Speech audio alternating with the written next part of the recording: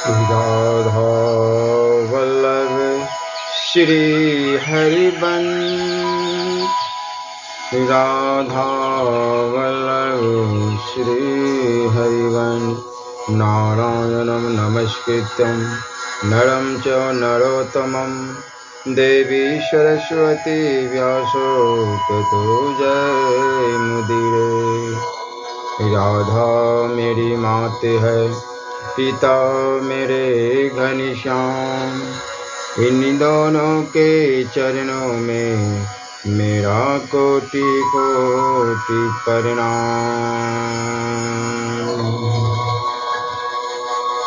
यक्ष युधिष्ठिर संवाद। वे सम्पायन जी कहते हैं, इधर महाराज युधिष्ठिर भीम को बहुत विलंब हुआ देखकर बड़े चिंतित हुए। उनका चित्त शोकानल से संतप्त हो उठा और वे स्वयं ही जाने को खड़े हो गए। जलाशय के तट पर पहुंचकर उन्होंने देखा कि उनके चारों भाई मरे हुए पड़े हैं। उन्हें निश्चेष्ट पड़े देखकर महाराज युधिष्ठिर अत्यंत खिन्न हो गए। शोक समुद्र में डूबकर वे सोचने लगे, इन वीरों को किसने मारा है? इनके अंगों में कोई शस्त्र प्रहार का चिन्ह भी नहीं है और यहाँ किसी के चरण चिन्ह भी दिखाई नहीं देते। जिसने मेरे भाइयों को मारा है, मैं समझता हूँ वह कोई महान प्राणी होगा। अच्छा, पहले मैं एकाग्रता पूर्वक इसके कारण का विचार करूँ, अथवा जल पीने पर मुझे स्वयं ही इसका पता लग जाएगा। ऐसा न हो कि हम लोगों से छिपे कुटबुद्धि शकुनी के द्वारा दुर्योधन ने यहाँ विषैला सरोवर बनवा दिया हो, किंतु इसका जल विषैला भी नहीं जान पड़ता, क्योंकि मर जाने पर भी मेरे इन भाइयों के शरीर में कोई विकार नहीं जान पड़ता, तथा इनके चेहरे का रंग भी खिला हुआ है। इनमें से प्रत्येक जल के प्रबल प्रवाह के समान महाबली है। इन पुरुष श्रेष्ठों का सामना ही साक्षात यमराज के सिवा और कौन कर सकता है। यह सब सोचकर वे जल में उतरने को तैयार हुए। इसी समय उन्हें आकाशवाणी सुनाई दी। उसने कहा, मैं बगुला हूँ, मैंने ही तुम्हारे भाइयों को मारा है। यदि तुम मेरे प्रश्नों का उत्तर नहीं दोगे तो पांचवें तुम भी इन्हीं के साथ सोओगे। हे तात, साहस ना करो।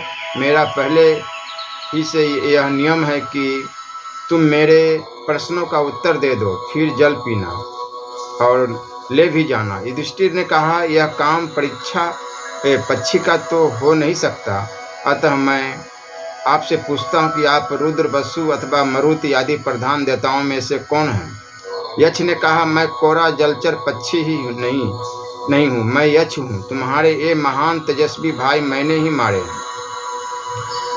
यक्ष की यह अमंगलमय और कठोर वाणी सुनकर राजा युधिष्ठिर उसके पास जाकर खड़े हो गए।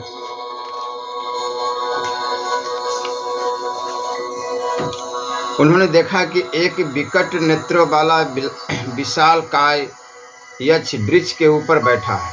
वह बड़ा ही दुधड़ ताल के समान लंबा, अग्नि के समान तेजस्वी और पर्वत के समान विशाल है। वही अपनी गंभीर नादमय वाणी से उन्हें ललकार रहा है। फिर वह युधिष्ठिर से कहने लगा, राजन, तुम्हारे इन भाइयों को मैंने बार बार रोका था, फिर भी इन्होंने मूर्खता से जल ले जाना ही चाहा। इसी से मैंने इन्हें मार डाला। यदि तुम्हें अपने प्राण बचाने हो तो यहाँ जल नहीं पीना चाहिए। यह स्थान पहले ही से मेरा है। मेरा यह नियम है कि पहले मेरे प्रश्नों का उत्तर दो, उसके बाद जल पीना और ले भी जाना। युधिष्ठिर ने कहा, मैं आपके अधिकार की चीज़ को ले जाना नहीं चाहता। आप मुझसे प्रश्न कीजिए। कोई पुरुष स्वयं ही अपनी प्रशंसा करे, इस बात की सत्पुरुष बड़ाई नहीं करते। मैं अपनी बुद्धि के अनुसार उनके उत्तर दूंगा। यक्ष ने पूछा, सूर्य को कौन उदित करता है? उसके चारों ओर कौन चलते हैं? उसे अस्त कौन करता है और वह किसमें प्रतिष्ठित है? युधिष्ठिर बोले, ब्रह्म सूर्य को उदित करता है, देवता उसके चारों ओर चलते हैं, धर्म उससे अस्त करता है और वह सत्य में प्रतिष्ठित होता है। यक्ष ने पूछा, मनुष्य क्षत्रिय किससे होता है? महत् पद को किसके द्वारा प्राप्त करता है? किसके द्वारा वह द्वितीयमान होता है और किससे बुद्धिमान होता है? युधिष्ठिर ने कहा, श्रुति के द्वारा मनुष्य क्षत्रिय होता है, तप से महत्व पद प्राप्त करता है, धृति से दित्यमान ब्रह्म रूप होता है और वृद्ध पुरुषों की सेवा से बुद्धिमान होता है। यक्ष ने पूछा, ब्राह्मणों में देवतत्व क्या है, उनमें सत्पुरुषों का साथ धर्म क्या है, मनुष्यता क्या है और असत पुरुषों का आचरण क्या है। युधिष्ठिर बोले, वेदों का स्वाध्याय ही ब्राह्मणों में देव तत्व है, तप सत्पुरुषों का साधर्म है, मरना मानुषी भाव है और निंदा करना असत्य पुरुषों का सा आचरण है।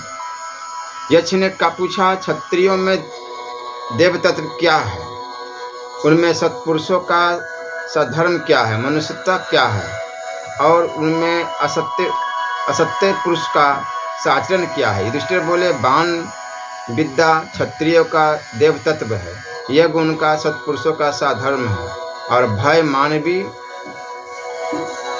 भाव है और दीनों की रक्षा न करना असत्य पुरुषों का सा आचरण है।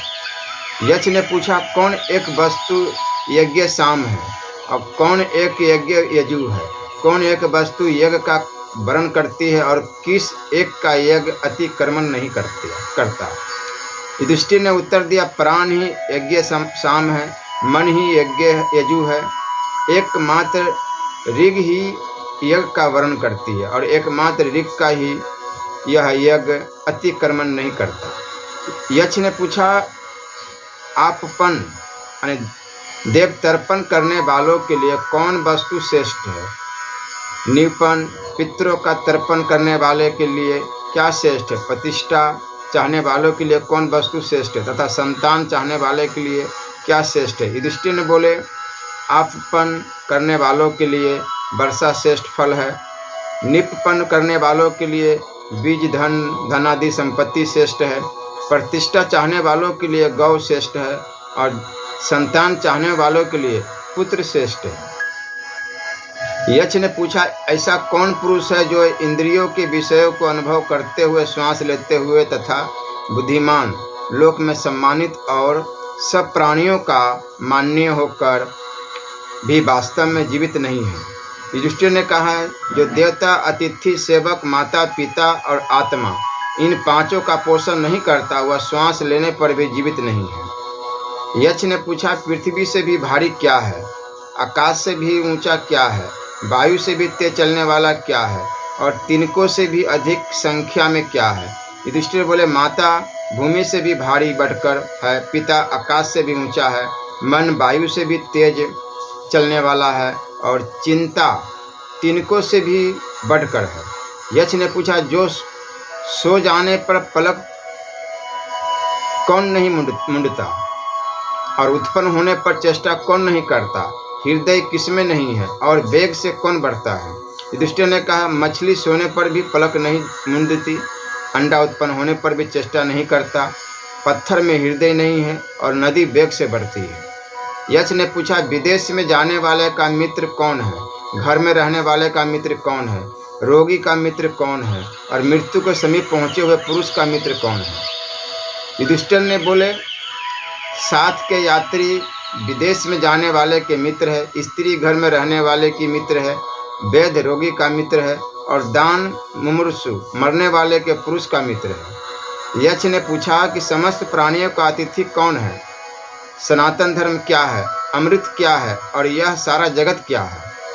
युधिष्ठिर ने उत्तर दिया, अग्नि समस्त प्राणियों का अतिथि है, गौ का दूध अमृत है, अविनाशी नित्य धर्म ही सनातन धर्म है और वायु यह सारा जगत है। यक्ष ने पूछा, अकेला कौन विचरता है, एक बार उत्पन्न होकर पुनः कौन उत्पन्न होता है, शीत की औषधि क्या है और महान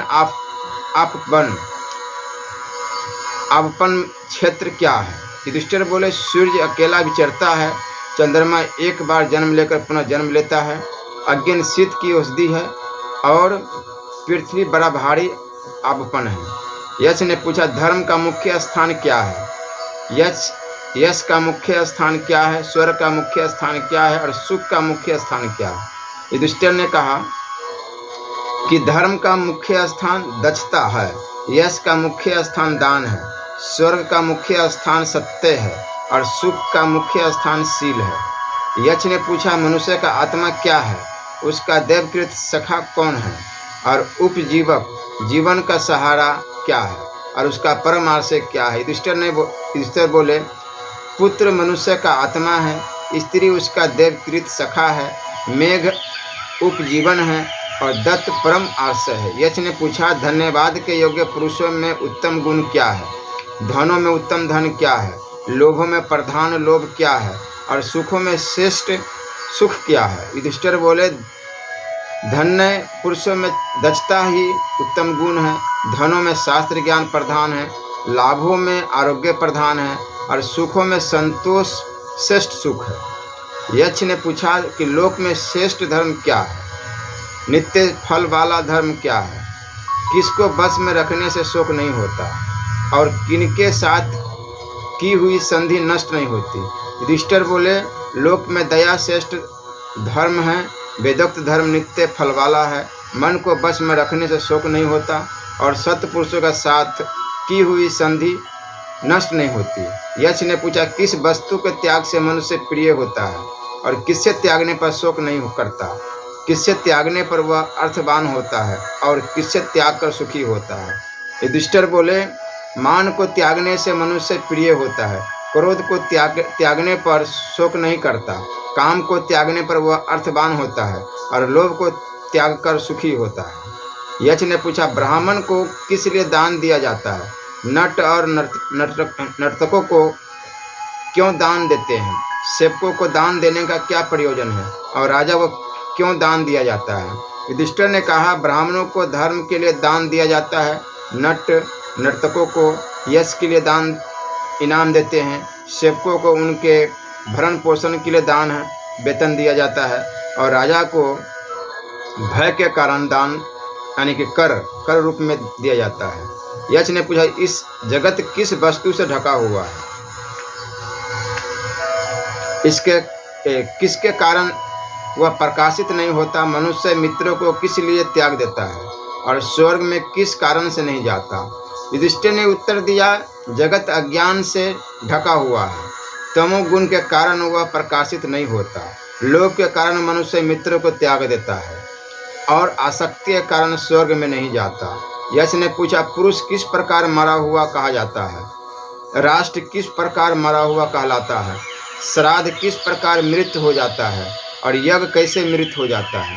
युधिष्ठिर बोले, दरिद्र पुरुष मरा हुआ है, बिना राजा का राज्य मरा हुआ है, क्षत्रिय ब्राह्मण को बिना श्राद्ध मृत हो जाता है, और बिना दक्षिणा का यज्ञ मरा हुआ है। यक्ष ने पूछा कि दिशा क्या है, जल क्या है, अन्न क्या है, विष क्या है, और श्राद्ध का समय क्या है, यह बताओ। युधिष्ठिर ने कहा, सत्पुरुष दिशा है, आकाश जल है, गौ अन्न है, प्रार्थना यानी कामना विष है, और ब्राह्मण ही श्राद्ध का समय है।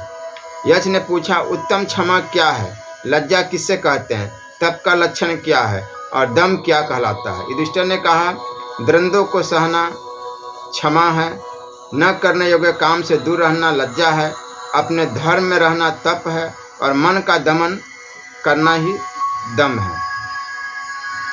यक्ष ने पूछा, राजन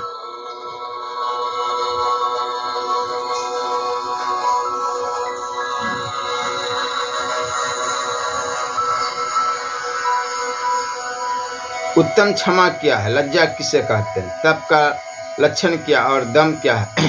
युधिष्ठिर ने कहा, द्वंद्वों को सहना क्षमा है, न करने को काम से दूर रहना लज्जा है, अपने धर्म में रहना तप है, और मन का दमन दम है। यक्ष ने पूछा, राजन ज्ञान किसे कहते हैं, सम क्या कहलाता है, दया किसका नाम है, और आजर्ब यानी सरलता किसे कहते हैं। युधिष्ठिर बोले, वास्तविक वस्तु को ठीक ठीक जानना ज्ञान है, चित्त की शांति सम है, सबके सुख की इच्छा रखना दया है, और समुचित होना आर्जव यानी सरलता है। यक्ष ने पूछा, मनुष्य का दुर्जय शत्रु कौन है, अनंत व्याधि क्या है, साधु कौन माना जाता है, और असाधु किसे कहते हैं। युधिष्ठिर ने कहा, क्रोध दुर्जय शत्रु है, लोभ अनंत व्याधि है, जो समस्त प्राणियों का हित करने वाला वह है साधु है, और निर्देश पुरुष असाधु है। यक्ष ने पूछा कि राजन, मोह किसे कहते हैं? मान क्या कहलाता है? आलस्य किसे जानना चाहिए? और शोक किसे कहते हैं? युधिष्ठिर बोले, धर्म मूढ़ता ही मोह है, आत्माभिमान ही मान है, धर्म न करना आलस्य है और अज्ञान शोक है। यक्ष ने पूछा, ऋषियों ने स्थिरता किसे कहा है? धैर्य क्या कहलाता है? स्नान किसे कहते हैं?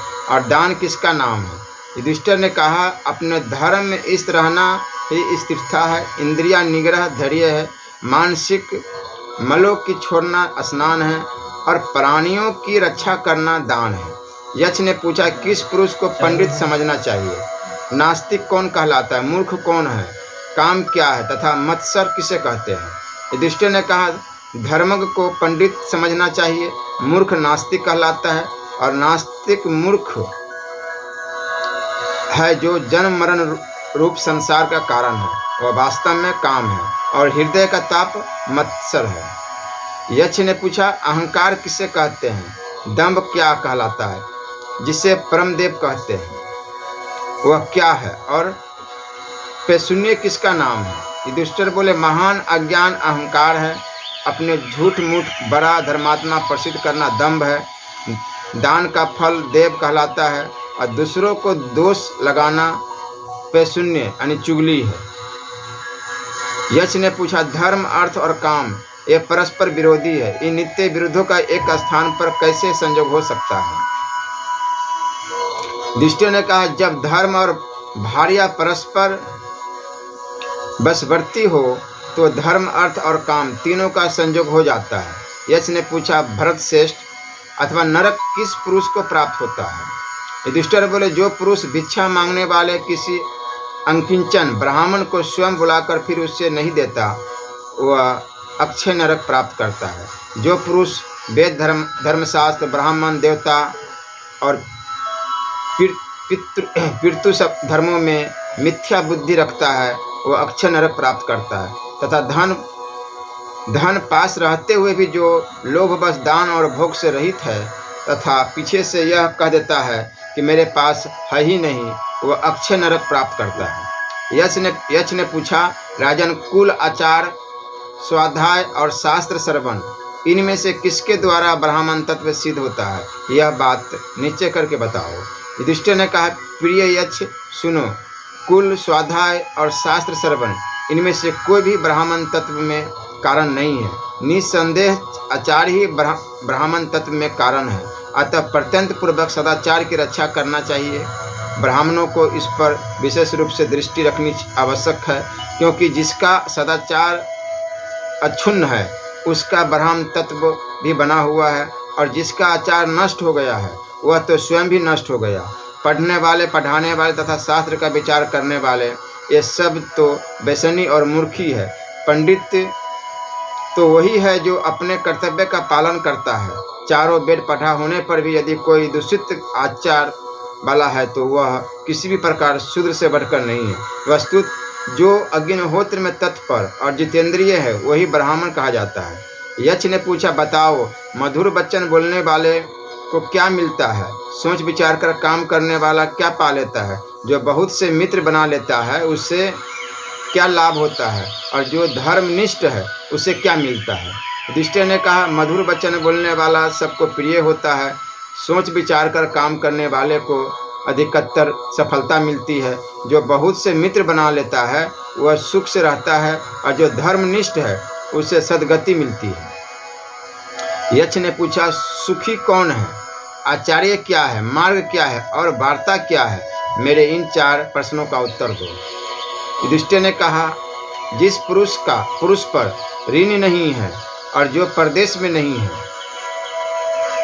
वह दिन के 5वें या 6ठे भाग में भी अपने घर के भीतर चाहे साग पात ही पकाकर खा ले तो वही सुखी है। रोज रोज प्राणी यमराज के घर जा रहे हैं, किंतु जो बचे हुए हैं वे सर्वदा जीते रहने की इच्छा करते हैं। इससे बढ़कर और क्या आश्चर्य होगा? तर्क की कहीं स्थिति नहीं है, श्रुतियाँ भी भिन्न भिन्न हैं, एक ही ऋषि नहीं है जिसका वचन प्रमाण माना जाए तथा धर्म का तत्व गुहा में निहित है, अर्थात अत्यंत गूढ़ है।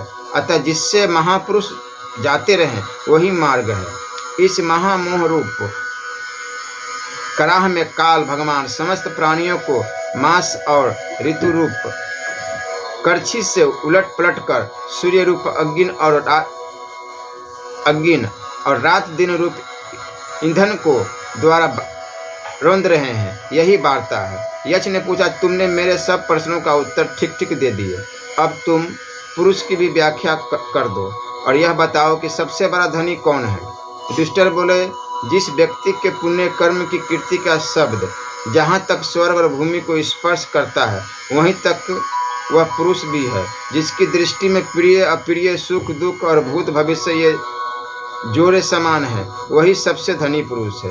यक्ष ने कहा, राजन, जो सबसे धनी पुरुष है उसकी तुमने ठीक ठीक व्याख्या कर दी, इसलिए अपने भाइयों से जिस एक को तुम चाहो वही जीवित हो सकता है। युधिष्ठिर बोले, यक्ष, यह तो श्याम वन अरुण नयन सुविचार साल वृक्ष के समान ऊंचा और चौड़ी छाती वाला महाबाहु नकुल है, वही जीवित हो जाए। यक्ष ने कहा, राजन, जिसमें 10,000 हाथियों का समान बल है, उस भीम को छोड़कर तुम नकुल को क्यों जिलाना चाहते हो? तथा जिसके बाहुबल का सभी पांडवों को पूरा भरोसा है, उस अर्जुन को भी छोड़कर तुम्हें नकुल को जिला लेने की इच्छा क्यों है? युधिष्ठिर ने कहा, यदि धर्म का नाश किया जाए तो वह नष्ट हुआ धर्म ही कर्ता को भी नष्ट कर देता है, और यदि उसकी रक्षा की जाए तो वही कर्ता की भी रक्षा कर देता है। इसी से मैं धर्म का त्याग नहीं करता, जिससे कि नष्ट होकर धर्म ही मेरा नष्ट कर दे। मेरा ऐसा विचार है कि वस्तु सबके प्रति समान भाव रखना परम धर्म है।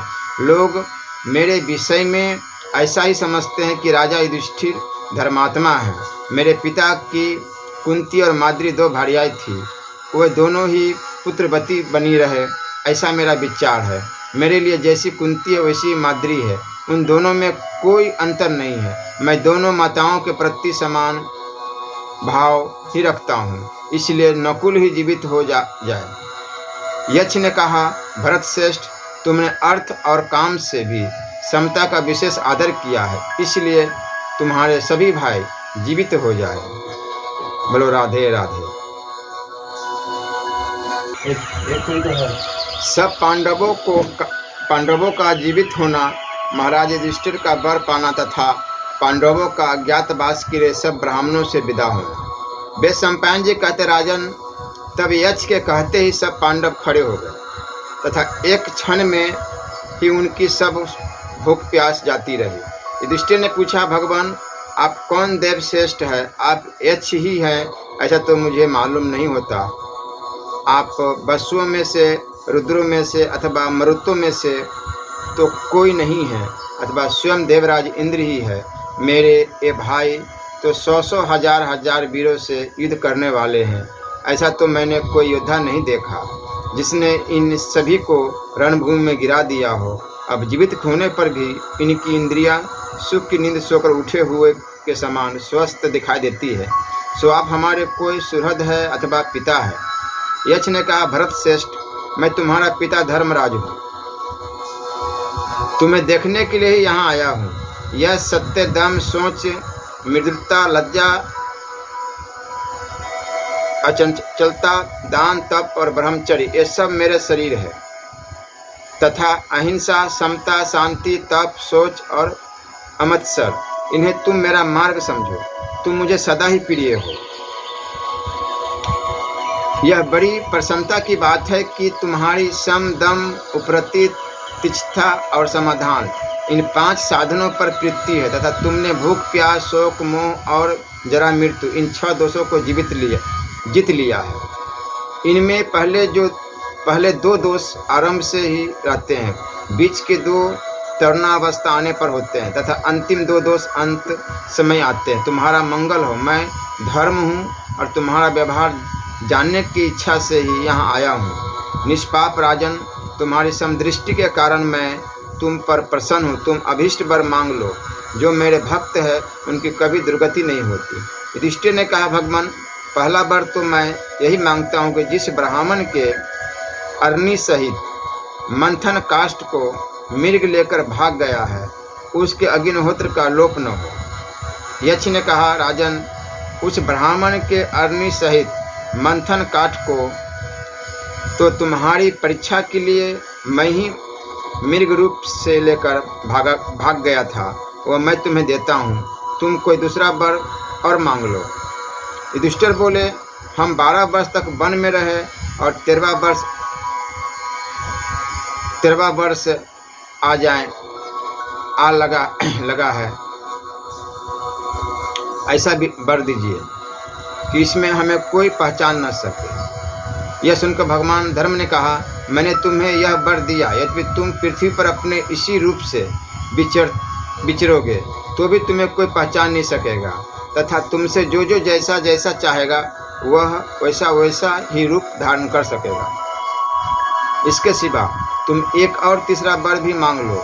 राजन, तुम मेरे पुत्र हो और विदुर ने भी मेरे ही अंश से जन्म लिया है, अतः मेरी दृष्टि में तुम दोनों ही समान हो। युधिष्ठिर ने कहा, भगवान, आप सनातन देवादिदेव है, आज साक्षात आपके ही दर्शन हुए, इससे अब मेरे लिए क्या दुर्लभ है। तो भी आप मुझे जो वर देंगे वह मैं सिर आंखों पर लूँगा। मुझे ऐसा वर दीजिए कि मैं लोभ, मोह और क्रोध को जीत सकूं, तथा दान, तप और सत्य में सर्वदा मेरे मन की प्रवृत्ति रहे। धर्मराज ने कहा, पांडुपुत्र, इन गुणों से तो तुम स्वभाव से ही संपन्न हो, आगे भी तुम्हारे कथनानुसार तुम्हें ये सब धर्म बने रहेंगे। वे सम्पायन जी कहते हैं, ऐसा कहकर भगवान धर्म अंतर्ध्यान हो गए तथा सब पांडव साथ साथ आश्रम में लौट आए। वहाँ आकर उन्होंने उस तपस्वी ब्राह्मण को उसकी अग्नि दे दी। जो लोग इष्ट श्रेष्ठ आख्यान को ध्यान में रखेंगे, उनके मन की अधर्म में, श्रुति द्रोह में, दूसरों का धन हरने में, पर स्त्री गमन में अथवा कृपणता में कभी प्रवृत्ति नहीं होगी। वे सम्पायन जी कहते हैं, राजन, धर्मराज की आज्ञा पाकर सत्य पराक्रमी पांडव लोग अज्ञात रहने के लिए 13वें वर्ष में गुप्त रूप से रह रहे थे। वे सब बड़े नियम व्रतादि का पालन करने वाले थे। एक दिन वे अपने प्रेमी वनवासी तपस्वियों के साथ बैठे थे। उस समय अज्ञातवास के लिए आज्ञा लेने के लिए उन्होंने हाथ जोड़कर कहा, मुनिगण, हम 12 वर्ष तक तरह तरह की कठिनाइयों का सामना करते हुए वन में निवास करते रहे। अब हमारे अज्ञातवास का 13वां वर्ष शेष है, इसमें हम छिप कर रहेंगे।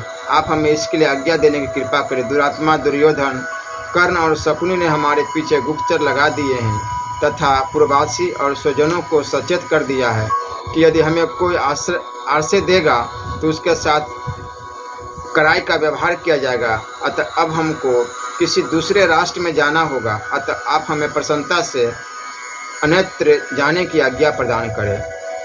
तब समस्त वेदवेता मुनि और यतियों ने उन्हें आशीर्वाद दिए और उनसे फिर भी भेंट होने की आशा रखकर वे अपने अपने आश्रमों को चले गए। फिर धौम्य के साथ 5 पांडव खड़े हुए और द्रौपदी के सहित वहां से चल दिए। एक कोस आकर वे दूसरे ही दिन से अज्ञातवास आरंभ करने के लिए आपस में सलाह करने के लिए बैठ गए।